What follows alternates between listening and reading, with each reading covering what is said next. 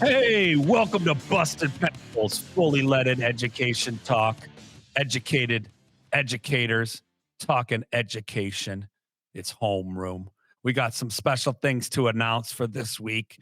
I mean, Jacob, so much going on in the world, right? So much happening. We've had an exciting show on Saturday. We had AFT President Randy Weingarten, regular guest on Busted Pencils, good friend of not only teachers everywhere, but the educated educators here at Busted Pencils. We got to talk about her new book, Why Fascists Fear Teachers, right? I struggled to get that one out, but excellent. Hopefully, you got to listen to that show. If not, tune into it because Wednesday's class in session. We're going to talk about it more. I don't want to belabor that book any further today, Jacob, because it's homeroom. I'm going to check in with you, my guy. How you been doing? Johnny, I've been doing pretty good. I don't know what it is, but these last couple weeks, the show's been on firing on all cylinders, I feel, here on Busted Pencils. Unfortunately, Tim couldn't be here today because, as people may have heard before, you guys are educated educators, and sometimes there are things related to education you actually have to go and do.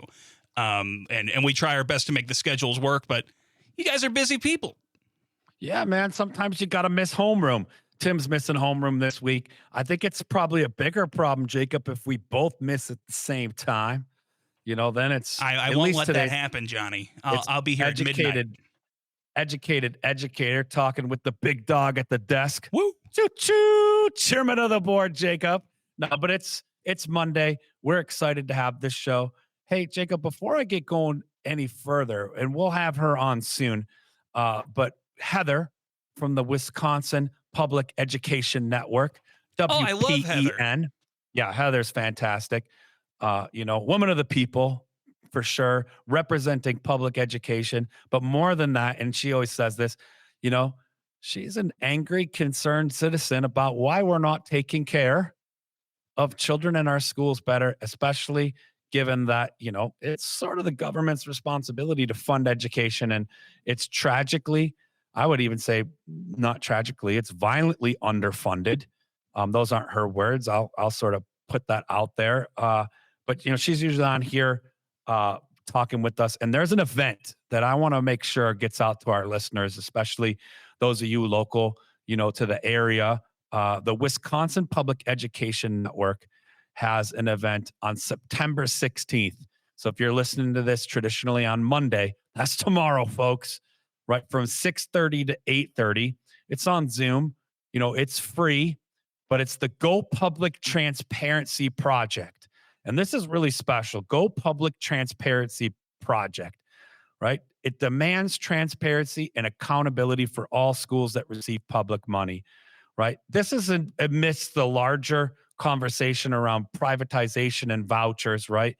So the Wisconsin Public Education Network, WPEN, is hosting a free training and toolkit kickoff party, Go Public Project. I mean, I love public stuff. Like, public transparency is paramount to a strong democracy. So is public education. And as you listeners know, public education is under threat, right? It's under attack by privatization and the voucher movement. So the demand here being demand that private vouchers and independent charter school costs be listed on your property tax bills to stop hiding how much privatization scams cost local kids and taxpayers. So this is one of those things, Jacob, where if you're like me, oftentimes, and I'm an expert on some of this stuff, right? Not the expert, but an expert. We have had the experts on before to talk about how schools are funded, but I am an expert on it. I teach school funding and policy to future teachers and school leaders. And even I sometimes I'm like, wait, I better read that a little more closely.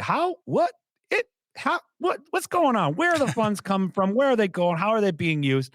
So, transparency, right? And understanding is really important for us to make good decisions together, to better understand how our support for public schools can be recognized by our legislators, because we currently are not funding schools at what's necessary to just have a base level of quality education.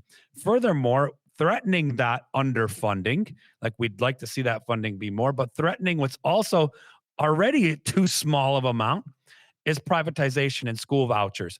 And once we start to talk about those things, we've had a guest on a couple weeks ago, Representative Cruz, and she had said, it's intentionally confusing. So even like with transparency, even if we were to say, well, you can look it up and you can figure out how school funding, I mean, it's not actually public record in the detail that it ought to be. But even if we got access to that, it's intentionally designed to not be very clear. And so I think, this event, Go Public, by the Wisconsin Public Education Network, the Go Public Transparency Project.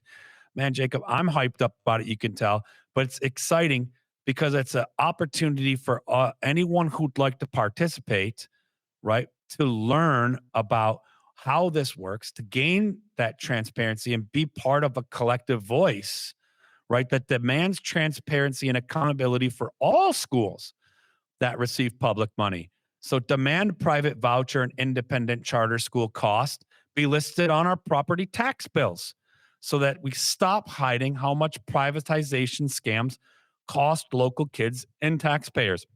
In other words, Jacob, the short tagline for the event is stop the scam, right?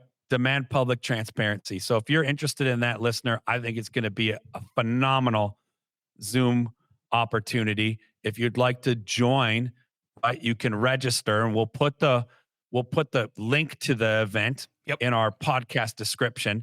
But you can just go to the Wisconsin Network, wisconsonnetwork.org, right? And you could link through there to get to it. But we'll make sure you have a link to it.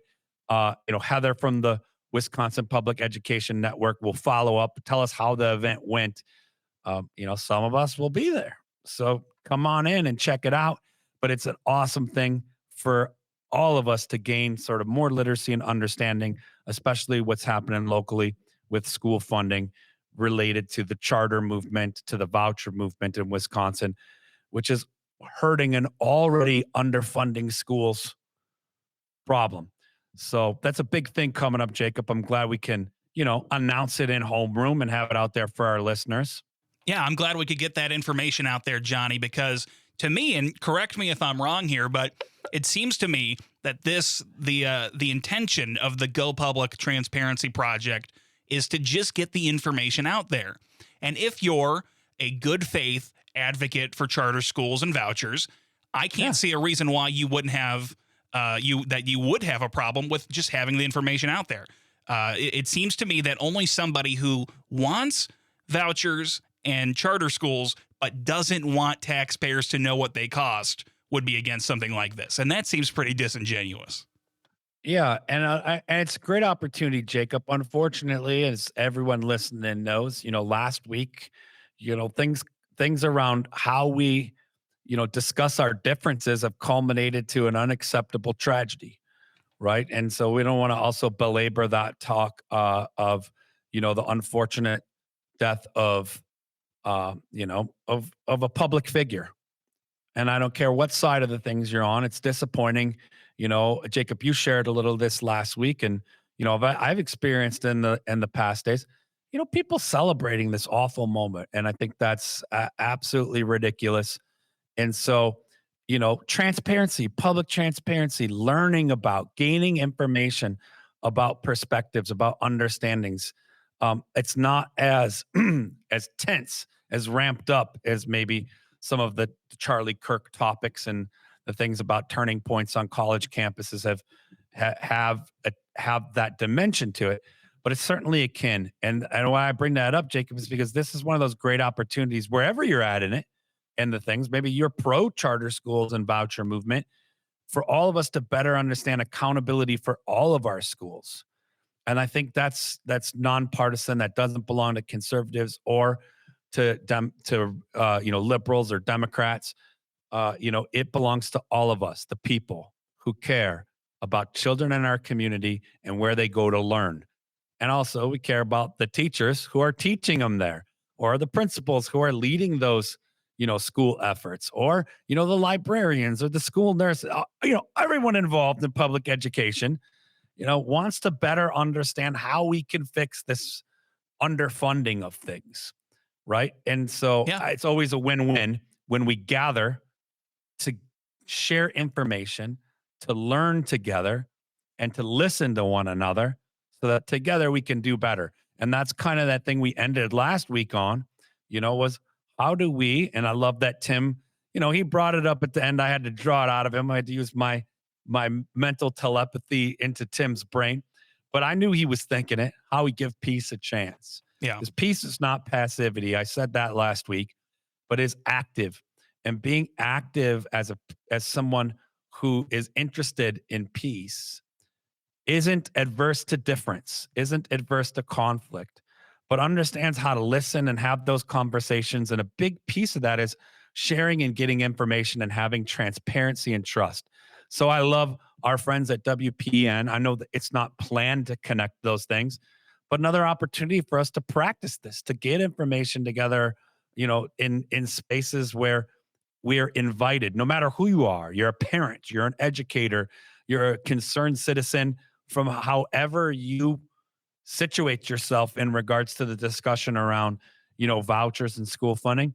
You can learn more and you can be part of advocating for transparency, which, in my opinion, which, educated educator, talking education, kind of my training to better understand how to communicate the importance of public education to democracy. Well, transparency and trust. When we have trust and transparency with one another, our differences, right, are important to how we communicate. So what a great opportunity. That's coming up this week. So glad we could shout it out in homeroom to kick off the week. This is going to be a great one, Johnny. And like you said, denouncing violence does not mean giving up on the things you believe in. It means going about things in a right and civil way. That's what they're doing with the Go Public Transparency Project. That event kicks off Tuesday, September 16th on Zoom. Link here in the podcast description.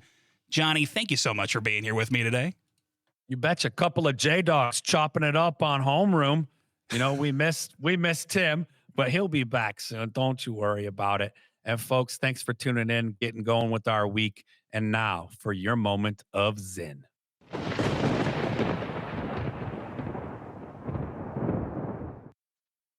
Real heroes are not on national television or in the headlines. They are the nurses, the doctors, the teachers, the social workers, the janitors, the hospital orderlies, the construction workers, the people who keep society going.